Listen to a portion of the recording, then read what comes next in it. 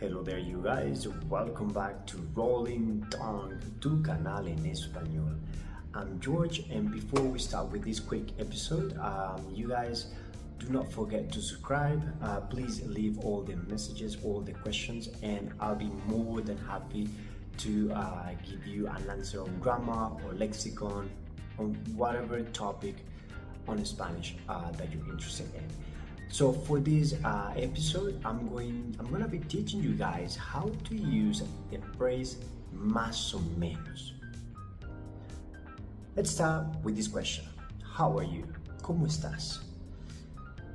Lots of foreigners, whenever they try to use Spanish, they go and say, así, así. Well, that's a common mistake that you cannot make. Why? Because we don't say así, así. The word for so, and that's the first meaning, is más o menos. So, how are you? ¿Cómo estás? Más o menos. ¿Cómo te sientes? How are you feeling? Más o menos. Así, así? No. The second meaning, for a second meaning, más o menos, it's an equivalent to kind of.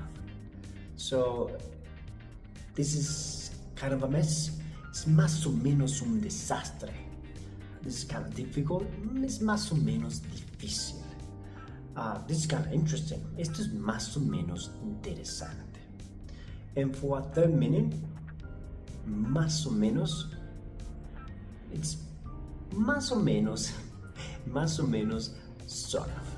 So in English we got sort of, in Spanish we got más o menos. So this is sort of like a mistake. Esto es más o menos un error. 3 different meanings for one simple phrase.